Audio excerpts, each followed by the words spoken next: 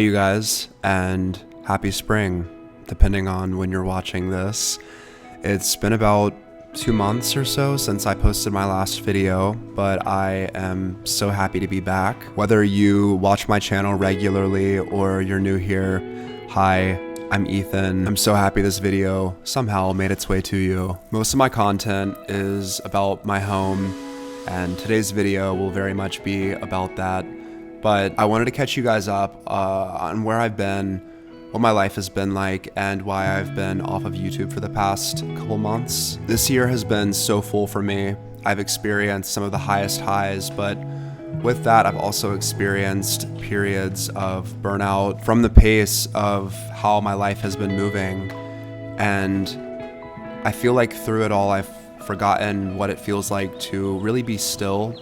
And with me being in a new place, which I've yet to fully show you guys, I haven't had a second to really just exist. I've been working and traveling and shooting and, doing things that I have dreamed of for so long, and I'm so thankful for it. But in the midst of all of that, I sort of lost connection to myself and my purpose as a content creator, which is to share beautiful things and to seek beauty and experience beauty in everyday life. With spring finally arriving, especially here in LA, the weather just absolutely perfect. There is no better place to be than just sitting in my home with the windows open, and I promise I have so much of that to share with you guys soon, especially now that things are slowing down a bit and I've set boundaries and have learned to say yes to the right things and no to things that, while might be amazing, probably aren't the best suited for where I'm at right now. Today's video is not about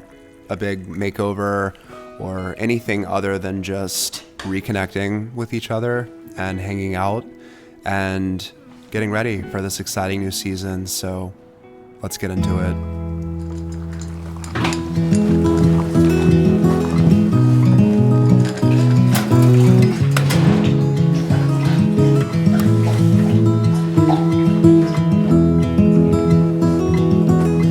Okay guys, laundry is first on our list. This is the thing I put off the most, but honestly, when my space is messy, which is almost always because I leave clothing lying around, my mind is also messy. So we're gonna handle this mess one garment at a time. Before we do that though, I wanna talk to you guys about the sponsor of today's video, Skims. If you've been watching my content for a while, then you know comfort is one of the most important things ever to me. A big part of being comfortable is feeling supported and feeling free to be able to move and do what you want. I've been a huge fan of Skims for quite a long time now. I remember when they launched, I wished that they would release men's products, and they have now had them for, I want to say, around a year. They have a wide variety of different underwear styles, but my personal favorite is the stretch 5-inch boxer briefs. I'm actually wearing them right now, and they are just so comfortable, especially for someone like me who is on the go and overall just lives a busy and active lifestyle. The stretch material is really comfortable and ideal for the way that I live. I love the black color, but I also really like white for a more clean and minimalistic look. I wouldn't say I refresh my underwear and socks and tanks every single spring, but since I'm in a whole new space and I've been decluttering a lot as I've gotten settled in here, these essentials are something that I absolutely am starting fresh on in spring 2025. Thank you so much to Skims for sponsoring this video. Okay guys, let's move along. They always say you should make your bed every morning if you want to set yourself up for a good day, and I believe that, but I also think there's something equally life-changing about swapping your bedding seasonally.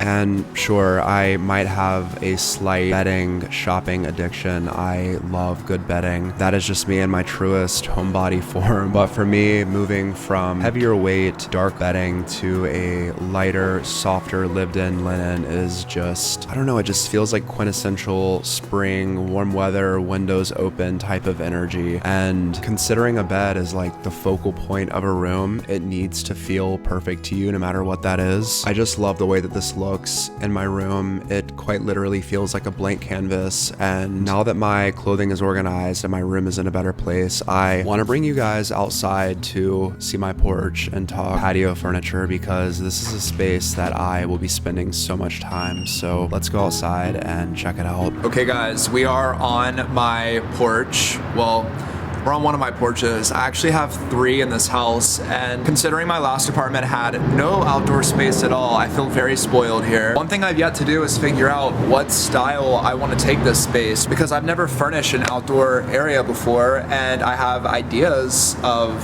what it could look like, but I know a lot of you guys are just as into home and design as I am, and I was like, someone out there on YouTube is gonna have ideas for me, and I'm gonna put on screen a couple different options. I need you guys to help me decide. Do I go modern with it but buy something new, because I know outdoor stuff, it's a little hit or miss, I'm sure, if you buy it vintage? Or is it cool to go vintage and do a modern vintage look? And then the last option would be to find something sort of old Spanish, kind of to match the aesthetic of this home more. If I go modern, I think it could be a nice contrast with the style of the home itself, but it also could just look out of place. So I'm gonna insert clips of the balcony where you can see the whole thing a lot more clearly, and definitely let me know what you guys think. One thing I've been meaning to do on my porch that is not furniture related is hang up a wind chime that I found at the flea market a few months ago. I ordered a wall hook off of Etsy to kind of match the vintage style of this wind chime. I grew up in North Carolina, so wind chimes just remind me of home, and even though I don't have my family and everyone from the East Coast here with me in LA, this is kind of a ode to that time in my life, and I have been looking forward to putting this up, so I thought I would put it up with you guys to get the space ready to actually be furnished whenever we decide what we're gonna do with that. So let's go ahead and get the stuff and hang this wind chime up.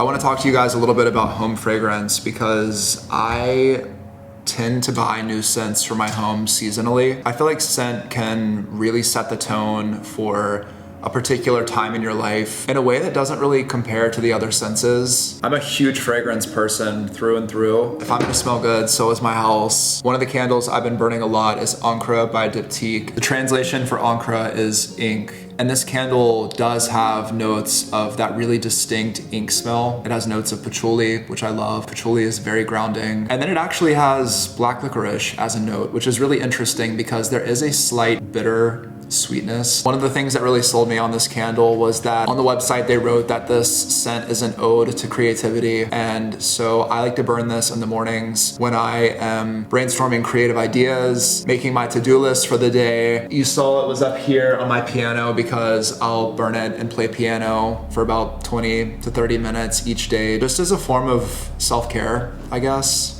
It's fun for me to be creative, and I find it really helps my mental health to take space to do creative things. So, Encre by Diptyque, great scent.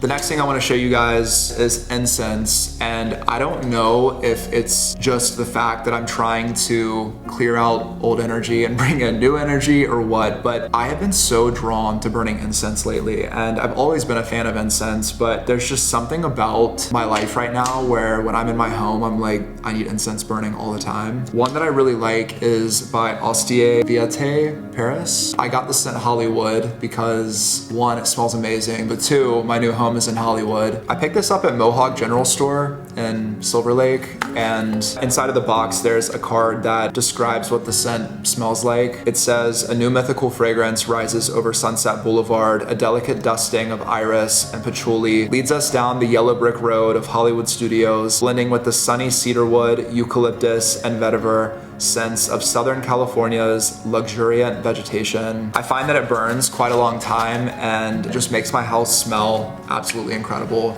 And then finally, one thing that I've been very excited to talk about with you guys is my incense burner. Back when I moved into this house in January, I told myself that I was gonna buy myself this incense burner as somewhat of a housewarming present for myself, because I have been eyeing this for probably a year now. There's a store in LA called OK, and they sell a lot of really cool niche home products like books and glassware and bottle openers and incense and candles, and they have a lot of really neat things, but this incense burner is the one thing that really stood out the most to me. And admittedly, the price of this incense burner held me back for a really long time, and I just kind of told myself, you know, when there's a special occasion, you can buy it. And when I was moving into my house, I was like, oh, this is the special occasion, I will buy it. I never actually got around to buying it until recently. And even though the price of this is steep, I do think it was worth the money because I thoroughly love burning incense out of this. It has 3 separate pieces. One is the lid. The next piece is what you burn the incense in. It's nice because it holds the ash all in one place and doesn't leave a mess on the surfaces of whatever you burn your incense on, which I would get very annoyed with here in my house. It happened all the time. And then in the bottom, there's a storage area for the incense that you plan on burning in your really expensive but beautiful incense burner.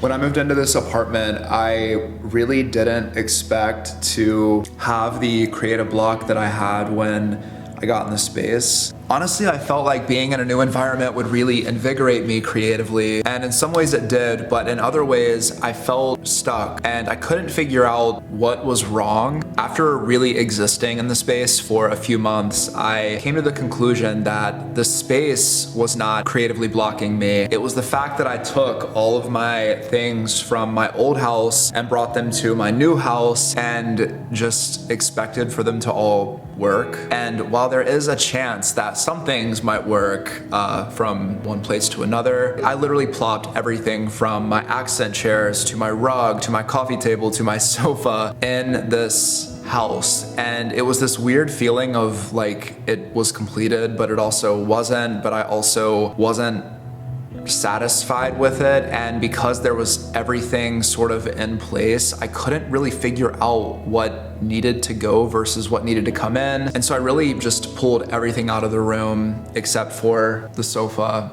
And I mean, the table is a new addition, but for the most part, I took everything out and put my mind to it to figure out what was gonna stay, what was gonna go. And one of the things I realized that I needed to let go of, as heartbreaking as it is, was my sofa, which I love so much, but I'm at a place in my life where I really value comfort over just aesthetics. And the sofa is relatively comfortable, but it's not something you want to spend hours on or, you know, binge a TV show on. It's more of a like, you sit on it to enjoy your morning coffee and then go on about your day. Whenever I have friends come over, it's really awkward to talk to each other because the sofa kind of sinks down. And I don't know, I just really wanted something larger, something that was cozier, and something that just met my needs better than what this sofa currently can provide. I've looked all over both new sofas and used sofas, and the one that I decided on was the pillow sofa from Design Within Reach. I'm trying to decide between one of these 3 fabrics for the space. They're all Knoll textiles, so they're made by the brand for their products specifically. Our first option is called Gazebo, and it is in their Utopia material. It honestly reminds me a lot of the color of my current sofa. It's just a bit less gold and more green. Then we have Knoll's Buzz fabrics, and I think these are probably the direction I'm gonna go in. Oh, I forgot to mention that the girl at Design Within Reach said both the Buzz fabrics and the Utopia fabrics are great for people with pets. They're not necessarily performance fabrics because they don't have those yet for this sofa, but between the two, I'm really leaning towards the Buzz fabric. I love these fabrics have a lot of other colors sort of weaved into them. I feel like this fabric is definitely more forgiving for crumbs, pet hair, or God forbid, on my new sofa. someone spills a drink or something, but I feel like I'm leaning more towards these over that kind of velvet material. And then between these two, I love cocoa because it has these little bits of yellow within it. But I fear that with a sofa this dark and an English cream golden retriever, I would just be setting myself up for a lot of frustration. So that fabric is beautiful, but the one I'm leaning most towards is grain because it's light, but it's not too light. It's an interesting mixture between sort of a brown, grayish color. There's like richer browns weaved into it. It's really interesting. I don't know how to describe this fabric. You almost have to see it in person to really appreciate how complex it is. I'm also trying to decide between the 4-seater sectional and the 5-seater. The 5-seater is quite large, but could be amazing. Leave a comment, let me know what you guys think looks best, and help me decide because I'm honestly stuck. I can't figure out which I love most, which is a good problem. But yeah, the day that sofa gets delivered, that's gonna be a really good home update video. Speaking of home update videos, we definitely need to do one soon. I have a new rug that just arrived for my living room that I'm gonna be putting down probably this week. I'm shopping like a madman for a coffee table because I'm currently coffee table-less. And there's just a lot of other cool stuff I wanna show you guys. You know, I was just in Palm Springs actually for a trip with Design Within Reach, which was really cool. I'll insert some clips of the house that I stayed at. It was like truly mind-blowing. It was a mid-century historic home in Palm Desert. I've never stayed anywhere like that before. There's honestly so much to catch you guys up on, even more so than this video, but this video was meant to be just kind of like a getting back in a good place reset type of thing. I feel like I'm finally, 4 months into my house, I'm finally feeling a bit more at home here, and I'm really excited to start sharing with you guys what I have been doing, what I'm planning on doing. There's just a lot of cool stuff coming up, and now that the dust from all my travels and the busyness of 2025 is settling just a little bit, I'll be able to start sharing so much more with you guys, and I'm really looking forward to that. Oh, I also did an entire dining room makeover. Well, it's not completely finished, but it's like 80% of the way there. I'll show you guys more on that in our next video. But everyone, that is it for today. Thank you guys for watching. If you haven't already, be sure to like this video and subscribe, and I will see you guys on the next one. Bye guys.